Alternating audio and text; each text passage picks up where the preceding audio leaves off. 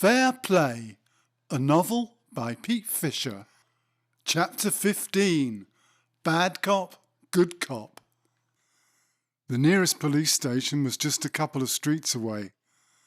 Martin was manhandled roughly into the entrance lobby and taken straight to the cells. No one had actually cautioned him or told him that he was under arrest. One of the officers opened the door and pushed him in, still handcuffed, slamming the steel door behind him. Jesus Christ. Martin had never been in a cell before. There was just a wooden bench, no mattress or bedclothes, and a table with two plastic chairs. He fought back the tears. He knew they ought to let him make a phone call. He didn't have a lawyer. He was left to sweat for what seemed like an eternity. Then the questions started. One of the uniformed officers came in. He turned one of the plastic chairs backwards and sat down with his arms resting on the back of the chair. "So where'd you get all that LSD, Sunshine? You'll be here for a very long time unless you tell us." Martin didn't reply. He knew they couldn't keep him for more than 24 hours without charging him. Even 5 minutes was too long. The officer hissed threateningly, "You are going to tell me where you got that LSD, or else." Martin was convinced the guy was about to hit him. He was over 6 feet tall and built like a rugby player. Martin was terrified. He had to say something. I got it off a guy in the bar at college. Never seen him before. Don't know his name." "Yeah, right, and I'm the Prince of Wales." "Bullshit. Tell me his name." The officer leaned forward, grabbed Martin by his shirt collar and pulled him close to his face. Martin could smell his bad breath, stale sweat and cheap cigarettes. He turned his face away. The policeman shook him and then let go, pushing him violently back onto the bench. "You fucking tell me, all right? You're a low-life little dealer toe rag. You're going down if you don't. You might get a suspended sentence if you cooperate." "I told you, I don't know the guy. I never saw him again." The officer stood up and raised his fist. Martin ducked instinctively. He lowered it again. Just then the police doctor came in. He put on surgical gloves. "Take off all your clothes. I'm going to search you now." Martin stripped off and the policeman gathered up his clothes. The doctor did what he had to do. He spoke gently to Martin. "Okay, bend over." Martin felt utterly humiliated. The policeman took Martin's clothes. He was left there, naked and alone. He began to shiver. Then he began to cry. Another officer came in with Martin's clothes and a cup of tea. He sat down and offered Martin a cigarette. Martin took one gratefully. The policeman gave him a light. Bad cop, good cop. "Listen, son, we caught you banged to rights with 50 trips, some powder and some weed. You were right in the centre of town, clubland. Anyone is going to put two and two together. You were going to sell your tabs to innocent young punters. We're talking a Class A drug, a dangerous substance, the ultimate fucking mind-bender. You did the right thing, handing everything over. You just need to give us a name.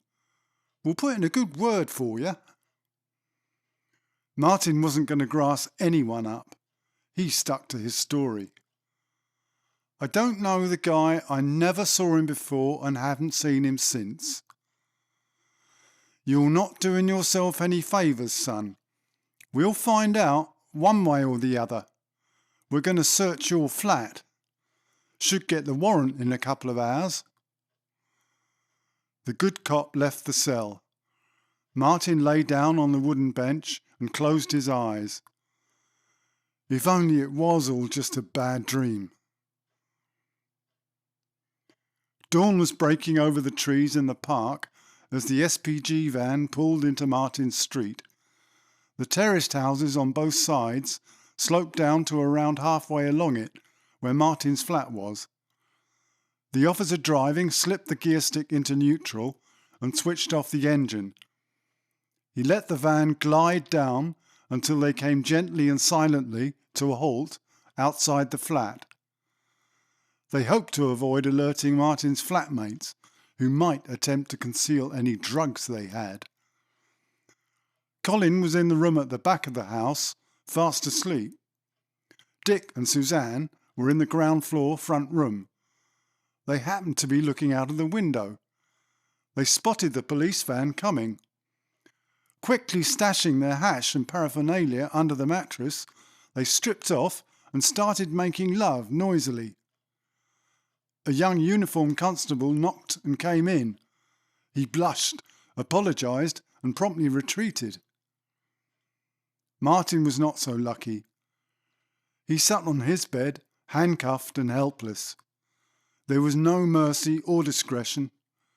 One detective opened a shoebox full of what were obviously personal letters. He began to read out some very emotional passages from one of Martin's ex-girlfriends. The other officers laughed. They sifted through a box of photos and made lewd remarks about some of the girls. Rummaging through the drawer under the writing table, the other detective saw that Martin's bank account was overdrawn. He must have been selling drugs to make money. Martin was actually still waiting for the cheque from Daniel. The detective emptied the drawer onto the carpet, scattered precious personal stuff. They leafed through almost every book on the shelves and then threw them on the floor. They took the vinyl LPs out of their sleeves and scattered them onto the carpet.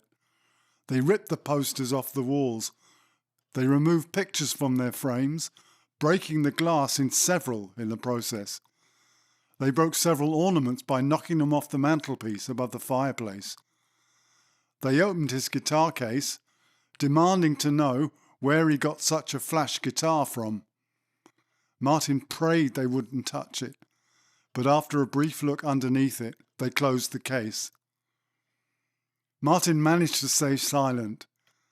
They found nothing incriminating. Fortunately, Colin had just smoked the last of his hash. The police were not clever enough to look in the packet of fish fingers in the freezer compartment in the fridge, where Colin and Dick had stashed their acid. They found no drugs of any kind. This was obviously a big disappointment.